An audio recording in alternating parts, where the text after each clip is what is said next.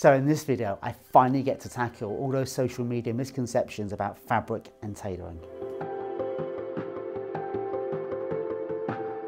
So let's talk about fabric first. And the best fabric for tailoring is wool. And it's a great fabric all year round. One of the things I'm hearing on social media, one of the comments I've heard when I've worked in the industry from a production and design point of view, is that wool is not a summer fabric, it's only for winter. That's not true. Wool is a fantastic cloth for summer.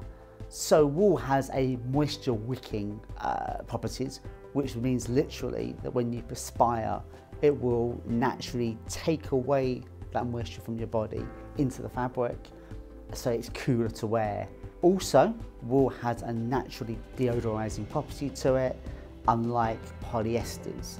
For this reason, we are finding in the industry that we are going in sportswear, and I mean actual sportswear, not sports jackets, that wool is being used as base layers again because it's more insulating and more hygienic than wearing man-made fibres. I think the reason people think it is a winter cloth is they expect wool to be woolly. If you look at this jacket here, this is a beautiful Italian woolen cashmere, only a small amount of cashmere, so for this comment it's wool. It's in a flannel weave, like I'm wearing, and it's beautifully soft and it's warm. The suit I'm wearing, which is a fox flannel, very famous flannel, 14 ounces, so relatively heavy. Yeah, I get that, this is a winter-autumn suit. In England, through to early spring, of course. And I wear this in those months. And it's warm, but the reason it's warm is because of the texture. If you make a wool in a lightweight fabric, like to the left of me, you can wear it in summer. But also, more importantly than that, it's about the weave. Now this fabric here is a seersucker, wool and silk seersucker, and it has no surface to it in the sense that it's got no hairs to it. It's very cool to the touch, almost like you'd expect with a cotton shirting, so it's very smooth. So it doesn't trap the air and it's very, very cool. If you look at traditional fabrics for summer, things like frescoes, open weave mesh jackets will breathe better than some cottons, cotton polyesters particularly, which you see on sort of cheaper summer suits, will not breathe as well. You should always consider wool as an all year round fabric and not just for winter. So when you're selecting wool cloths for summer garments or for warmer weather garments, weight is obviously important. You know, you want something which is lighter weight than heavier weight, but that's not always the most important question, because it's the weave of the fabric which will trap the air. So a lightweight flannel, like my waistcoat here, this is quite a lightweight, probably 280 grams, even though it is a flannel weave, would wear warmer than a slightly heavier wool with a clean finish, like a worsted or a tropical weave. You will see tropical weaves in tailors and in some ready-to-wear tailors. Tropical often gets confused with being lightweight. So if you see tropical wool, you'll think, well, it must be a lightweight. It's not. Tropical is a certain type of weave. It's a plain weave with an uptwist, which means it has resilience and breathability. So I would say, I would rather wear a heavier weight tropical suit than a lightweight flannel because of the way it traps the air. Now this can be confusing. It can be, I've mentioned this to some of my private customers, that you don't necessarily want lightweight in summer because a slightly more resilient, heavier tropical wool is cooler and wears better, certainly looks sharper. So what do I need to ask? Well, a really simple way of finding out, is this going to be good for summer? Just feel the sleeve. Is it warm to the touch or is it cool to the touch? Now these are both pure wools, but this instantly feels cooler to me. So now let's talk about super fabrics. This really annoys me because I hear a lot of content online, I get dragged into it, I watch it, I shout at the screen, which is ridiculous. You often hear that the higher the super, the better the cloth, the more luxurious. Yeah, that's true. But then they also attribute other features to the higher numbers, which ain't true. I think if you think of super numbers and taking it back to what it's really about, it's about the raw material of wool, it's about fibre, it's about wool sorting. So if the farmer's selling his wool to a spinner, the super number is important because it's how you grade the wool. For marketing purposes, this fabric, this naming and this classification has got to the consumer because, let's face it, it's a nice easy thing for the salesman or for the marketing department or for the buyers to latch on to as a grading system. What really matters is the yarn. If you take a Super 150s, for example, and weave it into a more robust yarn, and then weave it in a particular way, such as this one here, it can be robust. This is a Super 150s jacket. It's from Loro Piana. It's 200 grams, it's woven with silk. This jacket is probably 10 years old and I wear it for travel. It is the most robust, crease-resistant garment I've ever worn, most comfortable. They took the very fine fibre, made it into a robust yarn and wove it properly. Now that is very, very expensive. An analogy I often used, sometimes successfully, it's about, you might have the best meat in the world, the most prime steak in the world, but depending on how well you cook it, it doesn't make a great meal. It's not, so you can see that really for Super 150s. You might have started off with a great fibre, but if you've worn it flimsily to try and get the most out of it, to make it very fine and lightweight, it's not going to make a great fabric.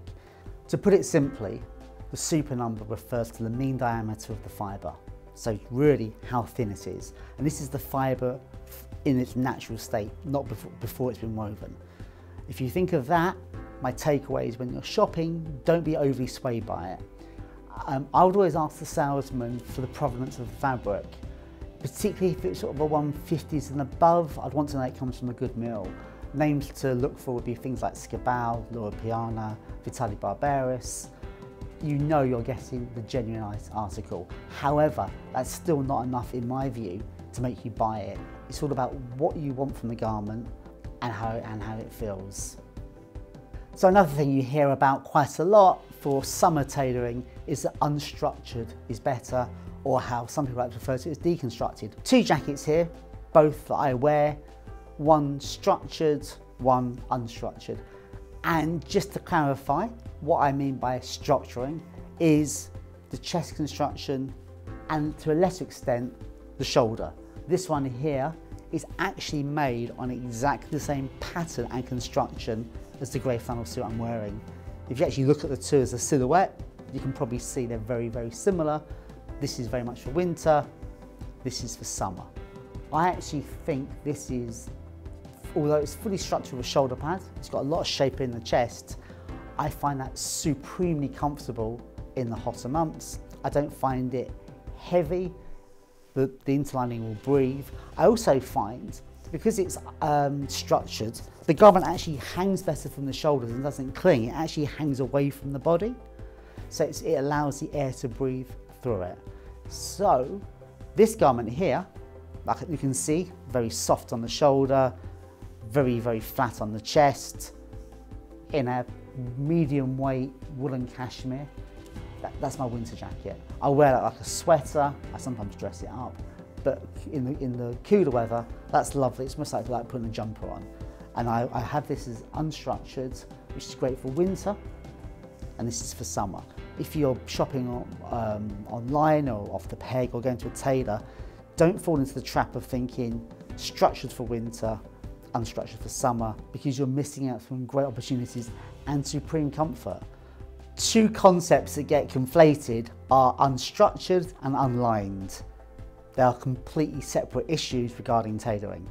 Now, most unstructured tailoring you'll see will be unlined.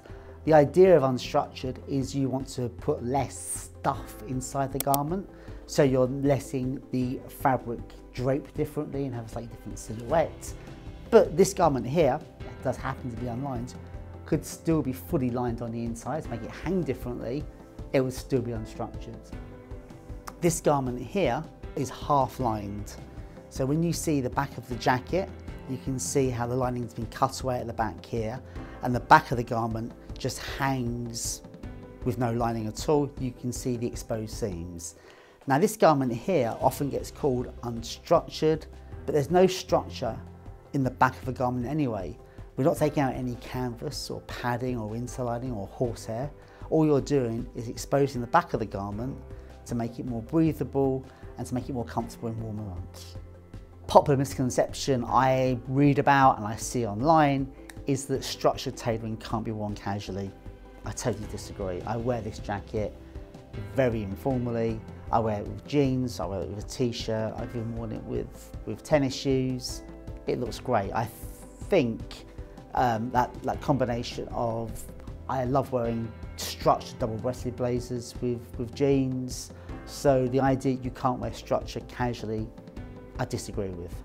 However, I think people are more comfortable with the opposite, and dressing up unstructured tailoring is very elegant, and I think people understand that unstructured tailoring can be worn both informally and formally, but don't neglect your structured tailoring for your casual looks.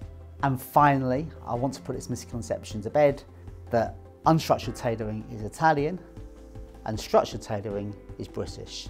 Going back, my first time we were in Selfridges and we saw the Italian, I was exposed to Italian designer brands. They were very sharp-shouldered and tailored and beautiful.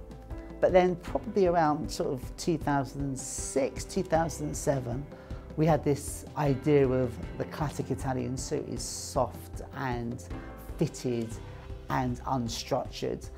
And it's very different to the British suit, which is always military and structured. Well, that's not true. Italians have made both structured and unstructured, and the British make it unstructured for forever. I think what the Italians brought to the market, and I think it's very good, is they refined the unstructured look. I think the British tailors and the British outfitters always saw unstructured tailoring as second best, so it wouldn't be made to the same standards. And I think they probably put a lot more handwork into unstructured tailoring. It's probably why they got a name for it. So the idea that Italian tailoring is unstructured and British tailoring is always structured is not true. Well, I hope you enjoyed that. I hope I've challenged some misconceptions and I haven't confused you too much. As always, put questions in the comments below. I'm keen to continue this conversation. And don't forget to subscribe. Great videos coming up. And here is a link to one we did earlier on high-low dressing, which I'm sure you'll enjoy.